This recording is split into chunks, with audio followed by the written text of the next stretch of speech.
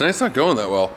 Seems like everything that we're finding is not the way it should be. Welcome to Carcane Rehab. We've got too many project cars. Try to get as many of my cars and Ashley's cars back on the road as possible. Today's the day. And welcome back, Carcane Rehab. It's been really long, hasn't it? Yeah, sorry about that. And I'm actually just gonna apologize for this whole episode because this episode took me months to film because everything went wrong and it just frustrated me, so I gave up a few times. That's the problem with addiction. You like do things and then you stop doing them, or maybe it's the other way around. As you notice, it's actually more of a car now. I don't know, maybe I should promise you now that you'll see it run at the end of the episode, because as it sits, it runs. But let's go through all the things that had to happen to get it here. This episode is basically the span of a few months of small little pieces of work that got done over that span of time. And it starts with an alignment gone wrong. All right, welcome back. Another episode, Carcane Rehab.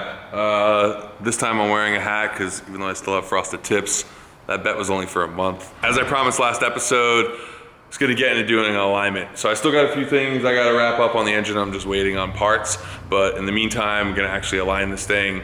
Half of the suspension I put in 12 years ago. The rest of it I tidied up last year. And as you might be able to even see, it's kind of all over the place. So I've got like toe in where I have toe out, all these different things. And I will be honest, I've always been a backyard mechanic. I think I've only had one real alignment in my entire life.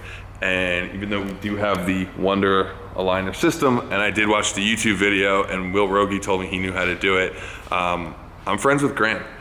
And Graham knows exactly how to use that system because he works for Wonder Aligner. So he's gonna be my shoe-in to make this work. So anyway, today's episode, we're gonna align this thing, walk through how to do an alignment. Before we even start to get into the alignment, we're gonna weigh it. When I bought it, I wanna say it was like 3,200, but I weighed it at like a scrap metal place, and apparently those scales aren't that accurate. So let's do that first. That's a lot lighter than I thought it was. Yeah, we're under 3,000. We're good. We're off to a good start. Under 3,000 is a good start with everything still in there. Yeah. What's going to be interesting is to see the front to rear split. Yeah. Not bad. 59.2% front. That's not bad at all. Not Considering bad. that the engine sits in front of the strut towers. It is nearing almost 900 pounds on the left front though. Oh, yeah. We can fix that. We'll get it back in the 8s. Like, this is a good example of a car that probably had coilovers put on it and nothing adjusted. Maybe the heights are close, maybe they're not. You can't physically move weight unless you put something else in the car, but you can jack weight with the coilover by moving the spring up or down. Right. So we'll be able to add weight here, which will also add weight to this corner. We'll effectively raise the left rear, which will push more weight down on the scale, which will also push more weight here, and then effectively take it off of the left front, right rear. The cross weight right now is 46.3, so ideally we'll get that to 50%. And you're gonna want that with me in it. With you in it, whatever amount of fuel you're gonna Right. drive the car with. We should be able to fix the cross weight and then go test it. This is that part where Graham measures the car and realizes that my coilovers are totally misset left. Yeah, so 603 and this is 615. So this side is about 12 millimeters higher. So that's really off. Yeah, so way off. So yeah, the whole right side of the car is much lower than the left. All right, so while we're not gonna do a proper corner balance, what we are gonna do is actually get it a little bit balanced. So first thing up is to actually check your tire pressure. And we checked ours real quick and it was like 10, 23, 10, 27. So that's obviously not good. We're gonna even that all out, which may actually change the weight on the scale. Look, it's gone from 900 back to... It's now 30 under. Yeah. Where before it was 120 over. Yeah, this is one step that most people forget to do. Little dumb things. See, this is why I had Graham come help, because I would have just kept moving along and then been like, oh yeah, I forgot about the tire pressure and done all that work for nothing. So now we're actually off by more than we were before. So our cross is even worse. It's gone from 46 whatever to basically 45, and our front to rear is not going to change. See, we thought we were going the right way, and we made it worse. All right, so as we started to dig into this, we realized that I might have made a mistake 13 or so years ago installing these. So this should not be like this. Yeah, so I'm gonna pull those back out and figure out what I did wrong. So yeah, take a step backwards.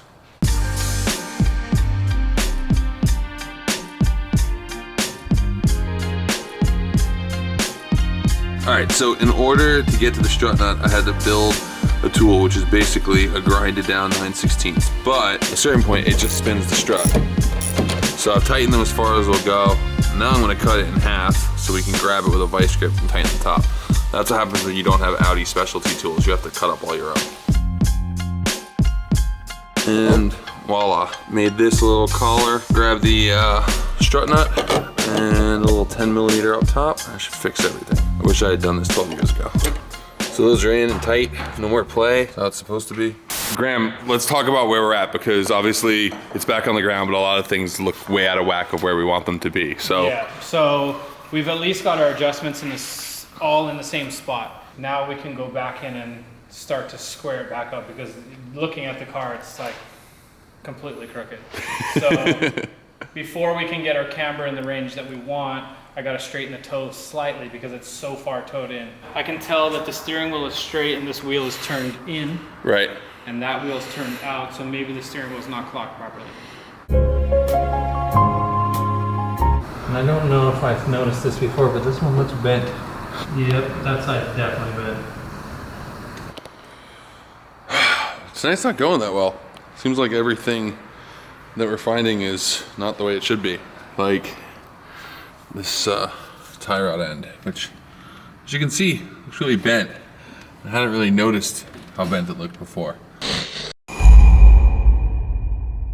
Okay, so while I still haven't finished phase 1 of the car, I might as well start on phase 2, because that makes perfect logical sense, right? Because phase 2 is the fun part. Phase 2 is taking this engine, which is a 3B turbo motor, which is good for about like 300 plus horsepower, but I kind of want something in the range of like 600 plus horsepower. I've got my Wagner tuner intercooler over there, but this needs to get built. So we're gonna head over to the boys at BBI and talk about what we can do with this, because when it comes to engine building, probably not the thing I'm best at, so I'm gonna have those guys teach me what I need to do.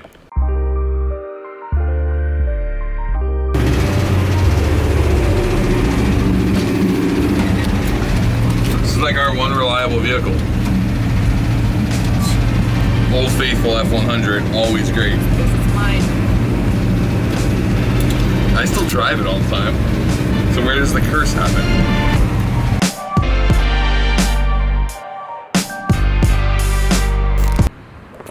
All right, so we're here at BBI to drop this off so that they can build it.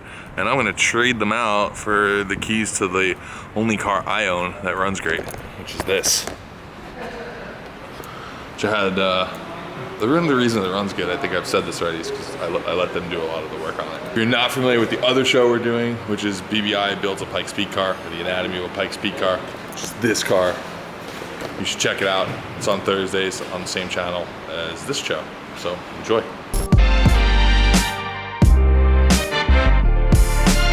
First step is the ultrasonic bath. This stuff is super grotty, like everything else on that car. And then we'll make it into their engine building room. Look how nice it is in here.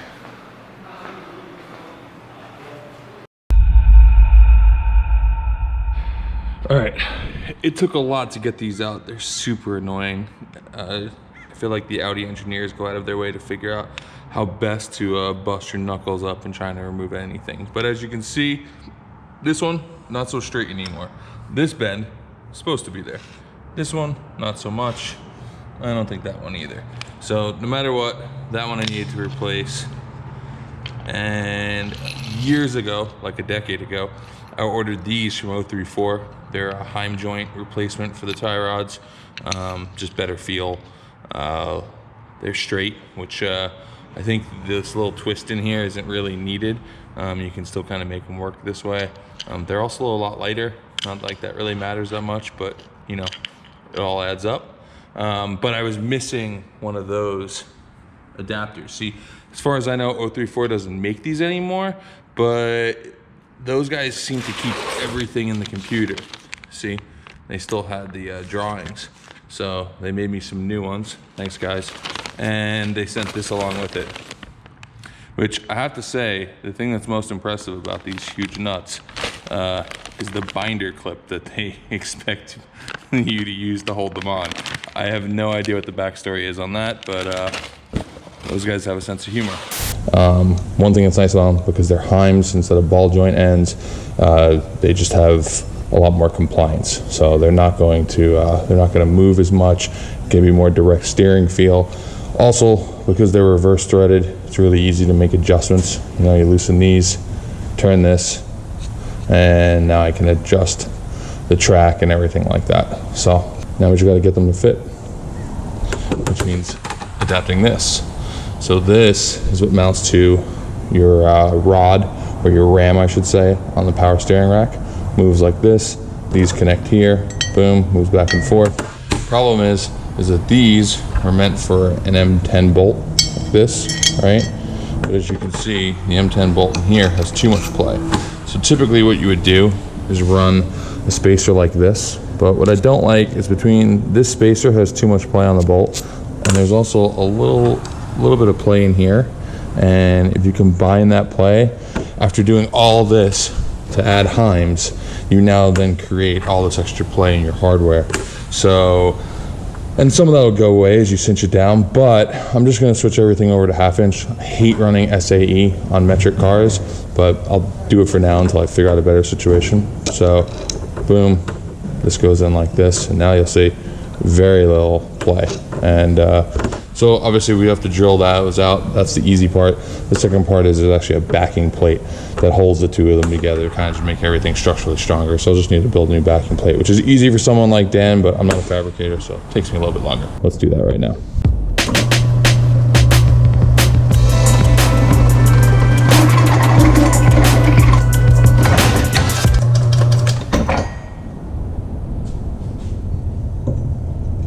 We're basically gonna make a really simple backing plate out of this, which will just hold both of the bolts in place, kind of keep it all nice and tight. Make it really easy. Should put some tape on it. I'll line it up with these holes. I want this to be right on the edge right there.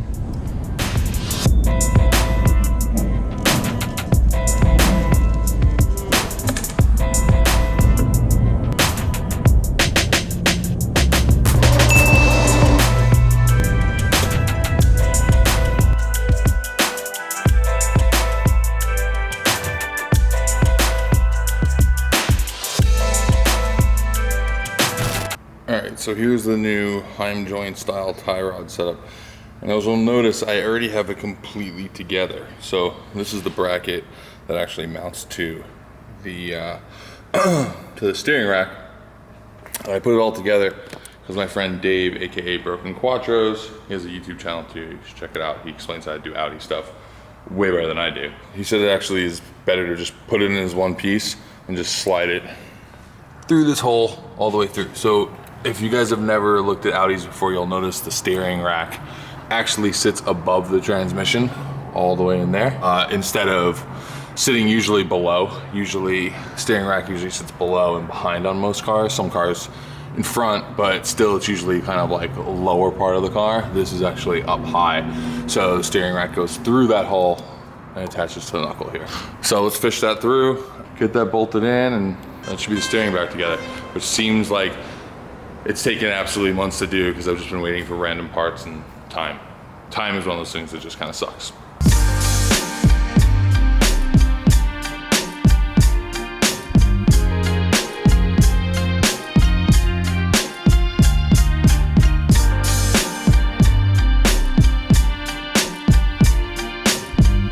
Okay, so I got all that in the car, only to realize that this end was binding against this. Because I didn't space it properly, so I took it apart, but realizing that the washers that I was using to space it with kind of a little too wide, so I had to find a piece of aluminum that I went on a lathe here, so I just real quickly kind of fixed it with a step bit. So that's a bit skinnier, so hopefully that helps it from binding, and I'm gonna try to put this back together. And voila, made those little spacers. I even went in and cleaned that up and painted it so it looked better. So I had noticed that the bracket here was actually a little bit bent from the previous tie rod hitting it. So I'm just gonna give it a little bit of relief anyway, so it doesn't bind as much. So I've set these up so that they have a proper offset.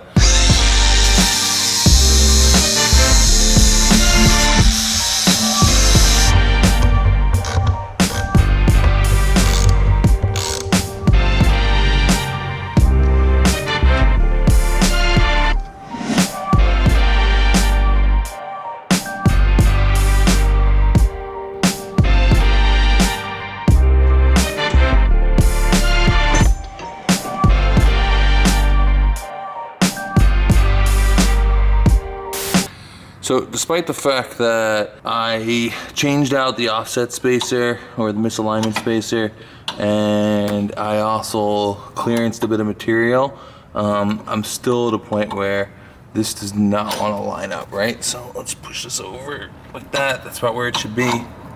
See if it's tracking straight.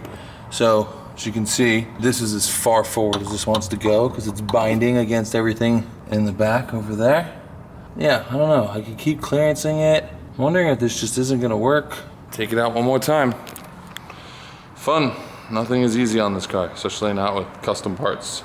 I'm gonna try mounting these on the other side and see if it works.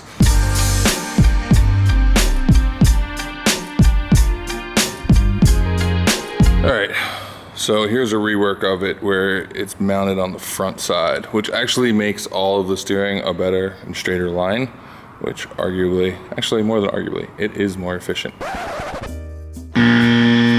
Kind of didn't think at the time. Now, once I drove the car, I realized, oh yeah, you totally screwed up your Ackerman.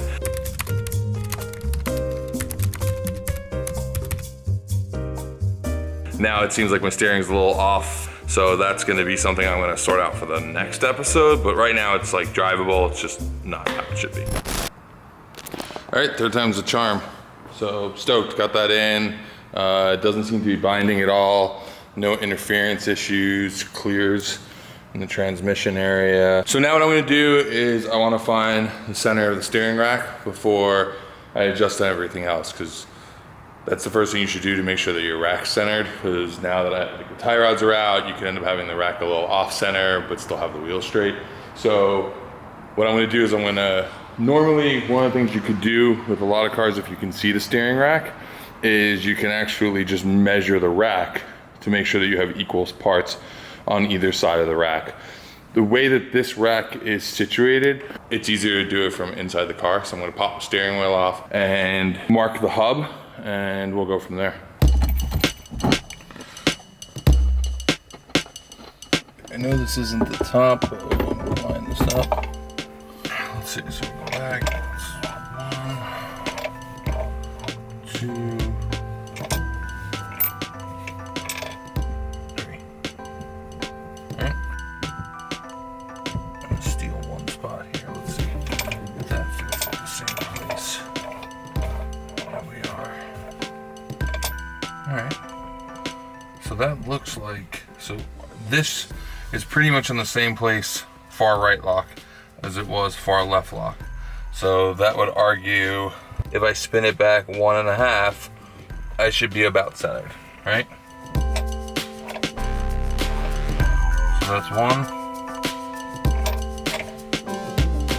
So if that's centered, I actually want to center the wheel here. I'll mark this.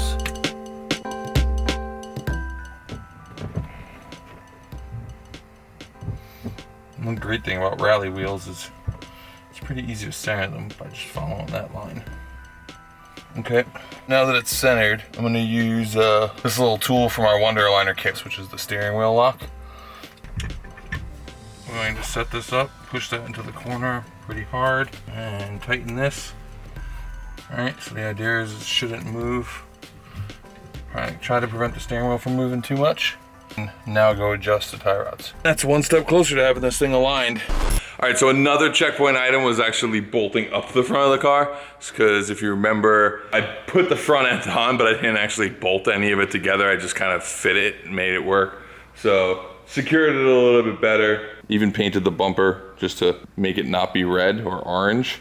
Oddly, I kind of like it as just black, but we'll see. I also kind of like the carbon hood, and I didn't think I would. But yeah, stoked on it. So anyway, I guess this is the point where I should show you that this drives. For Ryan, come on down.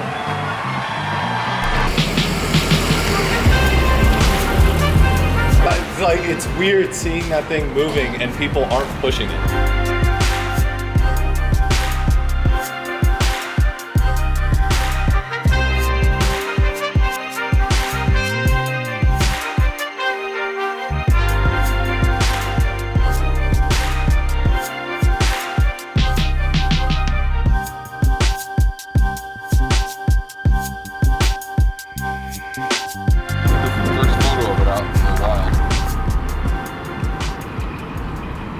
It's not too often that you get to see your big brother grow up and go on to do such extravagant things.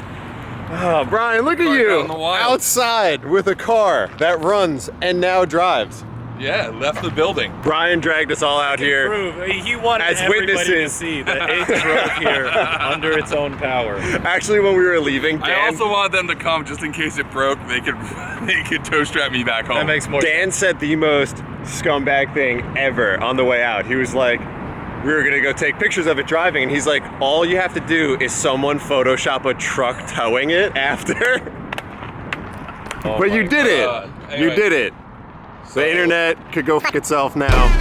You got your car running. How do you feel, man? That's the first. Have you ever driven this car? That's the most I've driven this car in 15 years. The last thing I did was drive this to Waterfest, like 7. I don't know what number they're up to now. Wait, A the lot. last time you drove this, I wasn't legally allowed to drive. Yeah, probably. Wow. The last time I drove this was 2004. Oh yeah, I Holy moly. Are you going Audi next episode, or Discovery next episode, or Nova next episode, or 944 next episode, Or rail car. or rail car next episode? What are you getting into next? Is it more Audi? There's still more on this. More on this? It's like, yeah, just this little shakedown, I realized like 7 things are wrong. So fixing that, and then Land Rover. That's a wrap!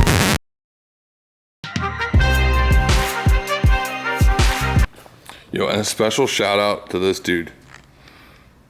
Carl hooked me up with this grill right here, and also has built a super Mad Max DTM looking Audi. I appreciate he sent a photo. That's how Audi guys do. We don't do things digitally. We're still really analog when it comes to things like this. Thanks, Carl. You're awesome.